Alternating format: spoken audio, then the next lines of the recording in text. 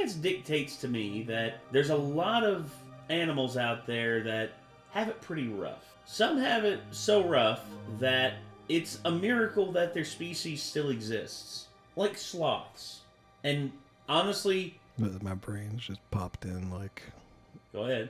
Childhood animals that get the middle finger. The little scene from the Natural Habitat shorts where dude's like undrilling the screw from the top bed bunk. More pancake for me. Oh. Then of course, the fact that humanity is still around is a miracle itself. Although, I will say this, there are more competent humans than there are dumb ones. It's just, we only film the dumb ones because we know something funny's about to happen. Whereas, if you just filmed regular people just sitting around going about their day, you know, just like sitting there like sipping their coffee, you'd be bored out of your gourd. But, you get enough dumbass rednecks, enough Budweiser, next thing you know, they're gonna be like, alright man, you see that fucking tree up there? I'm gonna sit on that limb and I'm gonna saw it off. Like, you're going to saw off the limb that you're sitting on? Yeah! Why? Because it's gonna be fun. Hey, man, alright. You're good. Go ahead. And next thing you know, they make $1 million because some dumb redneck drank too much Budweiser. Animals that got the middle finger from childhood. I mean, there's plenty of that. And honestly, it's terrifying how bad some animals got it. But I will say this, at the end of the day, those animals have survived longer than most humans have. I mean, hell, alligators have been around for millions of years. Same thing with, dude, sharks. Sharks are older than trees. You didn't mishear that. Sharks are older than trees. That's amazing. You know who's really good at pointing this stuff out and explaining it way better than I ever could? Casual Geographic. Because... Homie is here with the animals that get the middle finger from childhood, and I guess we're going to be checking it out and seeing what kind of craziness these animals are exposed to. And I hope that you all enjoy this, because he doesn't release videos that often, but when he does, they're usually bangers. I always enjoy watching his videos. So, we're going to check this out. Are you ready? Mm-hmm. Are y'all ready? Let's go. A hippo made me cry. Hippos are easily first ballot in the Hood Nature Hall of Fame, but they didn't get it from turning hundreds of humans into hashtags a year, or for being a part-time predatory land whale out of water, while also being fast enough to catch a ticket in a school zone. It's not because of it's not just their eyes. It's because as a kid, I was traumatized by 3 words: hippo, baby, shower. Maturing is realizing 2 things about nature. 1, you hit the RNG lottery if you die of old age. And 2, you probably have a worse childhood than an actor from Redacted. Since I've already made a mother like and every father video now. It's a good clip. Video on this channel. Instead, we're gonna do basically the opposite. Here are the animals that get spanked the hardest by reality the moment they're born. And while this isn't really a bad parents video, you're gonna see some of these animals need CPS in the worst way. So yeah, back to hippos. So as a kid, I was watching this documentary. I couldn't really tell you what it was called or even what it was about, but there was this one scene where a mother hippo showed up with her freshly born calf, and the other hippos woke up feeling like Mike. Jackson, Tyson, Jordan, take your pick. Either way, I watched the calf become coarse confetti in front of my eyes. Hippos are actually pretty solid moms. They'll take a maternity leave from the herd and pretty much quarantine herself for weeks to have the kid, and it's usually after a couple of weeks where she'll return to the pod. Problem is, if she comes back to an overcrowded pool or limited resources, or really just a hippoing, males will gang up on the mother, separate her from the calf, and make a hippo baby shower shockingly literal. In their defense, it's technically rare, and it's not like your favorite animals don't follow the same script. But man, did the squeals of an eviscerated baby hippo alter my brain chemistry. The hippo's first introduction to its own kind is a family pool party that can turn into an actual bloodbath, and if that's too dark for an intro, I'm gonna put this right here, because like the world to Ray Charles, it only gets darker. Oh, but yeah, imagine like being trapped in the midst of all of that. Oh, I'm gonna put this right here, because like the world to Ray Charles, it only gets darker. So in my non-professional online opinion, there's about 4 ways animals fresh out the womb get violated by the natural order. And the first one's what hippos go through, which I like to call running the gauntlet. It basically means because of circumstances, an animal too young to be anything but a milk merchant has to go through trials, tests, and a real-life bullet hell that I would hesitate to wish on my worst enemy. And unfortunately, my worst enemy is not this bird. You see, the barnacle goose had a problem. They build nests on high, cloud-caressing cliffs, away from polar bears and foxes, but their food source, aka their entire way of life, is at the very bottom. And because they're basically flying lawnmowers that eat mostly grass, they can't just mama bird food into their faces. And air Ubering them down ain't on the table either. So their only option is to jump. All the way down. The day-old flightless baby barnacles freefall up to 400 feet straight down. The stat- Yeah. Yeah. The day-old flightless baby barnacles freefall up to 400 feet straight down. The Statue of Liberty would be a vacation for them, and the only thing breaking their fall are the rocks littering the bottom. Really, the only break they get is nature giving them a fluffy down coat and flyweight class to make the whole rock landing thing less of an immediate game over. But don't worry. It gets worse. The parent geese do help by calling out to the chicks and kind of coaching them down, but their encouragement can end up attracting the same predators they were trying to avoid in the first place. Also, as a conscious cotton ball, they go wherever the wind blows them, and if that happens to be too far away, they can get snatched by a raven before their parents even get to them. Not to mention, barnacle geese don't get full immunity. 10% of the chicks become a casualty to the cliffs, and only a third are alive after 2 days. Basically, this is the second animal in the row where baby shower sounds more like a sick joke, and wouldn't you know, they're not the only birds that don't need autumn to be a fall baby.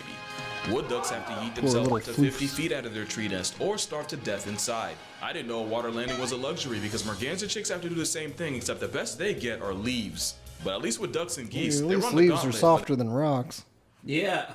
They have their parents there the whole time. This crab could only be so lucky. The Christmas crab's named after the island it's on, and every year the crustacean exodus travels from within the forest all the way to the coast by the tens of millions for, well, if you know what this drink is called, just know crabs have copious amounts of it. Walking to your spring break when you're only inches tall is a struggle enough. Doing it in reverse at tick size is veteran difficulty. Because a few weeks later, the Christmas crab progeny has to backtrack from the beach all the way back into the recesses of the jungle with the rest of the population. It takes over a week straight of walking, while dodging everything from cars to the people in them. And that's if they don't get spawn sniped. That's terrifying. On the beach by their own kind. Out of the legit billions of crabs that take the journey on, only, let's see here, 0.0001% of them live long enough to continue the cycle. Is the big crab picking up and eating the little crabs? Yeah. What the fuck? While having eggs clutched underneath. Now, I'm not the best at math. They're arguably the only insect that can give 10% of the Furious 5 problems. It sounds like all but 1 in 10,000 crablets are statistically f***ed. Nothing says gauntlet like having so many kids. You basically forced a right hand of RNG to do at least one of your own right. Spoiler alert, you're gonna see that again. But nothing makes running the gauntlet more literal than Godzilla's understudy. Ironically, the marine iguana is only a menace to algae and is reportedly chill like that. That's a Their thing? childhood? Yeah. I didn't know that was a thing. Ironically, the marine iguana is only a menace to algae and is reportedly chill like that. Their childhood? Look at it. He's like, yeah, man. I'm just chilling.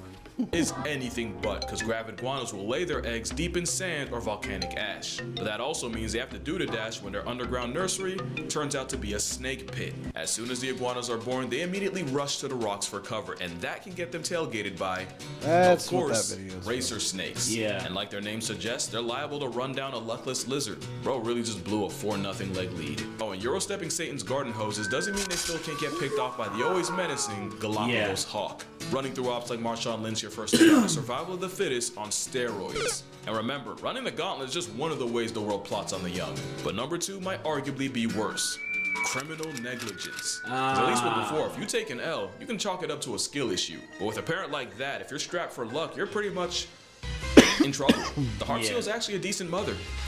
For 12 days, she nurses her pup for less than 2 weeks, then what? She abandons the pup to go find more males, because mother harps are for the sheets. The ice sheets. Keep in mind, a baby seal can't swim or otherwise feed itself for the next 6 weeks, even losing half their weight in the process. Forcing a hunger strike on your kids is bad enough. Pulling that in polar bear country is diabolical. Worst part is, the pups are naive enough to confuse anything that moves for their mother, so those videos of them pulling up to cameramen, it just got a lot darker. Quokkas are on a different kind of timing, because they'll yeet their young as a contingency plan against predators. The most recent Natural Habitat short was about this, actually. Kawaka's just like, yay! Yeah, they did it for Mother's Day. And as like a happy Mother's Day thing, it was like female Kawaka mothers will sometimes toss their babies in the fence. That's what kangaroos do too. Kangaroos like deliberately like pull the babies out of their pouch and like drops them if they're being chased by a predator. And that happened while a motorcyclist was driving through the countryside, and a mama got spooked and dropped her little Joey out, and he went over, hopped over the fence, picked it up, and he took it to an animal sanctuary, thankfully. Those are on a different kind of timing, because they'll yeet their young as a contingency plan against predators. And while no, they don't literally throw their babies into the oblivion, if things ever get too tight during a chase, the muscles in the pouch do the exact opposite and drop the Joey on the ground. And while the screaming, writhing Joey gets the worst kind of attention, Mama Marsupial hightails it, because you know what they say. What's 17 more years? I can always start again.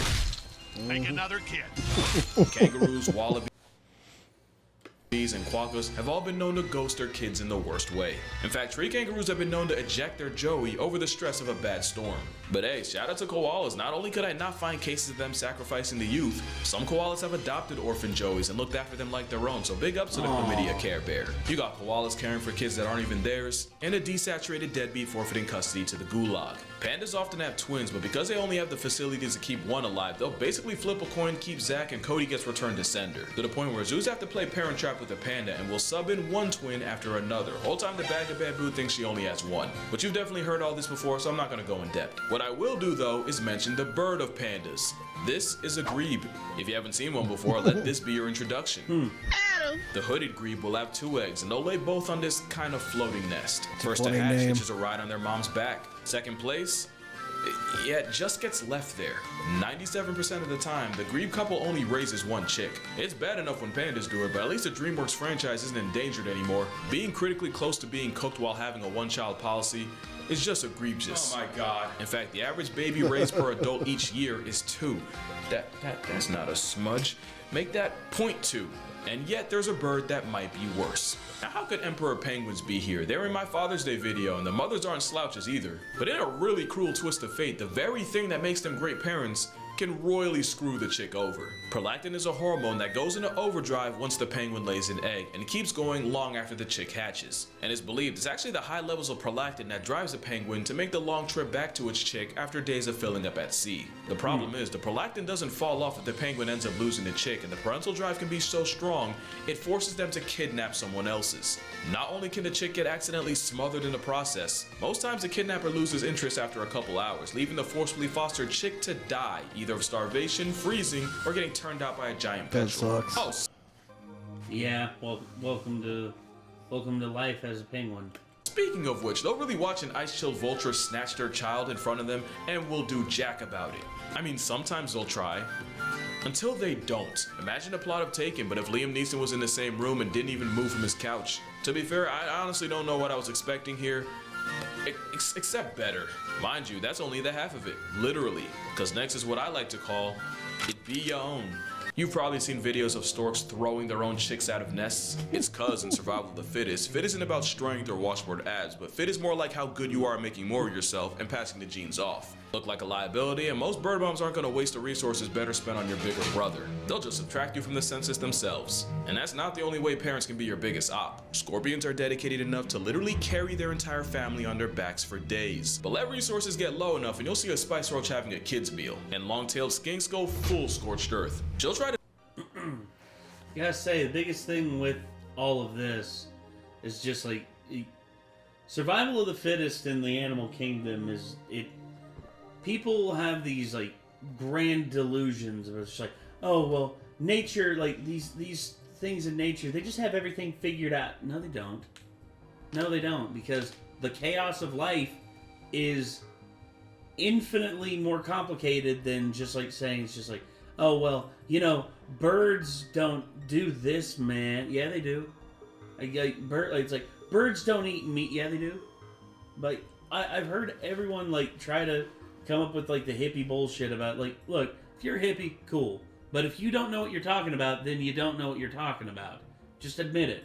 Like, there's stuff out there I don't know what the hell I'm talking about, and I can admit when I'm wrong whenever I find out, oh, turns out what I believed was incorrect. But just nature doesn't play nice. Never has. Never will. You need to accept it. Here's the thing. I'm not mad. I'm not mad at nature screwing me over when it came to like my metabolism being shit. I mean, would I like? It's like me saying, he's like, you know what? Life's unfair. I should be like taller and I should be in better shape. I should look like LeBron James. It's like, no, I shouldn't. Nobody but LeBron James look like LeBron James. Exactly. So what's the point? To defend her net, sorry. but she feels like it's getting invaded too often. Eventually, she'll say "get" and eat her entire family first. Funny thing is, most skinks will just lay their eggs and peace out, but those in the area codes of egg-eating snakes will guard their nests. That is, until the moms get pressed enough and become the predator. The burying beetle has a different problem. You see, this corpse roach will turn an expired rat into a nursery, but if there's too many beetleists, there won't be enough food and they'll end up small and underdeveloped. So the beetle will systematically murk a small percentage of her own children to keep the ratio honest, and science says it's the beetles that beg the most for food that get packed up. Seriously, the larvae that beetles can beg, by the way, but the ones that only do it when they're genuinely hungry actually have a better chance of surviving than the ones that do it constantly. In a weird way, it's like a creative tactic to reward honesty. But also imagine asking your mom what's for dinner and she takes your head off. Either that or it's a really messed up game of musical chairs where the biggest beetles get fed first until there's no food left, and the ones that get left out get terminated, which is actually a great transition to the last pitfall of youth: sibling rivalry, or it be your own part too. Spotted hyenas take on-site literally. They will try to kill each other the moment they're born, and this ain't a friendly Disney Channel type of fate. A quarter of the cubs born never make it out of the den because of it. And considering the very process of birth can turn both parties into a hashtag, yeah, hyenas got it bad. So does this guy. The shoe-billed stork is one of many types of birds that will flatline their sibling to survive, and even with different species, the script is the same. The stronger chick gets all the food and attention, while the weaker one gets bullied and beaten into oblivion. It's one of those weird, it's one of those weird birds that, and the way it moves too, the way it moves is so perfect, because it's literally just like, it's like this, it just goes like, looks way more like a Jim Henson puppet than a real bird. Yeah, you should see it hunt, dude. It's terrifying. Often while the mother's watching. Heck, sometimes they serve the corpse as a victory meal. But arguably the most brutal case of competition happens in Tasmania.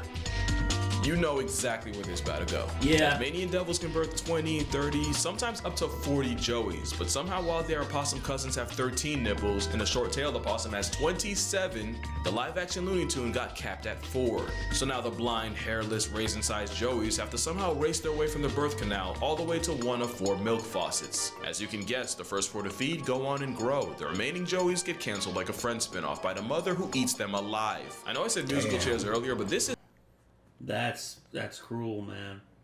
That meets Saw, directed by Casey Anthony, and somehow there's an animal that gets done even worse. The sand tiger shark can have up to 50 embryos fucking hate sand inside her tigers. uterus. The problem is, one litter can Their have teeth are so multiple fucking fathers. So once terrifying. one of the embryos grows big enough, it swims around and starts eating all the others. And they don't just wipe out all the smaller embryos. Once the pup clears them, it then eats all the unfertilized eggs in the uterus. And you know these sharks duck zero smoke, because the way we found out was from a scientist poking around a pregnant shark's uterus and getting his hand bitten by an undercooked pup. It's a special kind of spawn killing when you don't even let them spawn, but it gets even more metal because sand tiger sharks have 2 uteruses, so usually have 2 pups.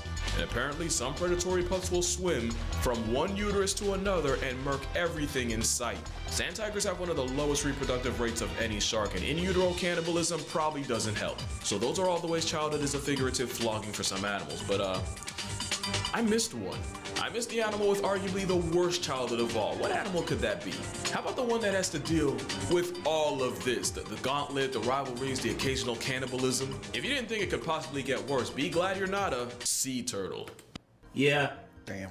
Yeah, sea turtles have arguably one of the worst times trying to do shit. Baby sea turtles got the Tasmanian devil experience on brutal, because not only do they have to crawl for their lives from beach to sea, they also have to worry about getting digested alive in a vulture's stomach, crushed to death by crocodiles, and even having their eyes gouged out by cutthroat crabs. And yeah, that one's still alive. And that's just on the fucked beach. up. Even if they hit the water, they're likely to get griefed by reef sharks, and in open water, threats like the dolphin fish are liable to turn turtles into hard candy. Some species improve their chances by going at night and using the moon as a guide, but man-made lights can confuse the turtles into going the wrong way on the highway. And this ain't Mario Kart, there is no Lakitu to bail them out. And even though sea turtle cannibalism has only really been seen in captivity, I would not put it past the wild ones, cause, well, you remember when I said baby birds are like the potato chips of nature? Baby turtles are like the Kit Kat bars of the beach. Turtles got it so bad that they're literally only Yeah. Yoink.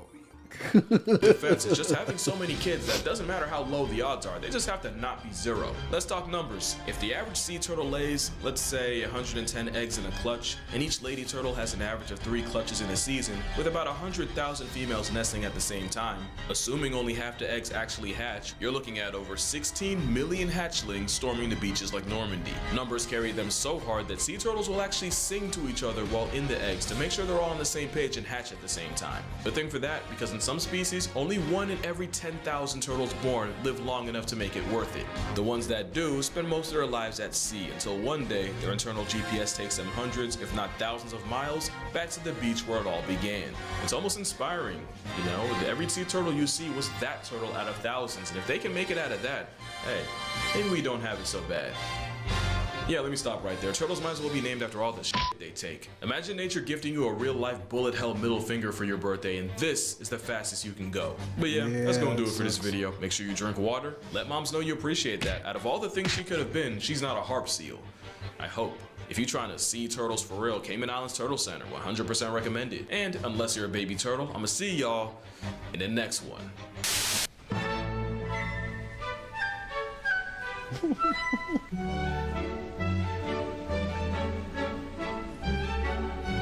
That's lovely. If only you weren't shit parents. Some birds do ballet on the water. Sounds about right. So yeah. I know, by the way, that sand tigers are one of the least likely sharks for you to actually get attacked or killed by, but like, the look of them. yeah, they just look horrifying to me. It's like one of the reasons that, like, even though it was such a crappy movie, that Shark Night terrified the crap out of me is because of the scene where the dude drops the guy who's chained to the chair into a tank with a sand tiger. And it fucking, like, turns and looks at the camera, and, like, I was being forced to watch that movie in 3D in the theater, and goddamn. You guarantee you were just like, I was just like, fuck this fucking movie. As expected, yeah. Oh, so yeah. Animals that get the middle finger from childhood. I mean, suddenly my life doesn't seem so bad. And I'm very grateful that my mother loves me. God. Yeah. So yeah, this was, well, my mom and my dad. I mean, it's not like, you know, my dad, I love my dad to death, and my dad loves me. I mean, it's just, I'm just glad I got parents that care about me instead of just like, all right, you're about a year and a half old. Good luck. It's like, imagine that happening to a human, just like all of a sudden, just a year and a half old. You're like, and we're done. I don't think hardly any people would make it to adulthood if that was the case. Yeah, I'm once again, because humans are so like responsive and, you know, like are all about caregiving. I mean, they basically have the ability to live a long time and not get screwed over by nature. At the same time, I guess it's an adaptation thing. I don't think we would have the society we have if humans were like that. No, we would not. So I don't think that some of the threats that are currently active would be threats to young kids in that case. It's like, one thing that comes to mind is like the X-Files episode that's with the Jersey Devil, and yeah, turns out to be like basically people living in the woods, and at the end the whole twist to the episode is that apparently it was a woman and not a man that was like scaring the crap out of everybody. They were thinking it was like a dude that was like murdering people and scaring the crap out of people and stuff. Yeah. But it was a woman, and they found out that she had given birth, and then at the end you see these little kids like hiding down below a trail that people are walking above, and they're just like looking out, you know. And it's like, I guess that could be like a thing. It's like little kids might know to just freaking hide and scrounge what little type of food they could find and stuff. Mm-hmm. But at the same time, like, you know, a lot of them would be murked due to like not being able to hide well enough, eating the wrong kind of food that poisoned and killed them. Mm-hmm. Like, all kinds of stuff. Oh yeah, things could go really bad really quickly. Mm-hmm. Oh, well. It's like if literally humanity like switched today to like kicking every like 1.5-year-old out of the house and just being like, good luck. Like, I would say 99% of them would starve to death. And the ones that somehow didn't would probably be hit by cars or like kidnapped or something. So that wouldn't work at all. Yeah. I don't think any of them would make it. I don't think so either. Ugh. It's a fucked up thing to think about, really. Yeah, it is. Ugh. Well, everyone, thank you all very much for tuning in. And that's going to do it for us, so hopefully you enjoyed. And until next time, everyone, signing off, I'm Nate. I'm Nick. Y'all be good people. Take care. Peace.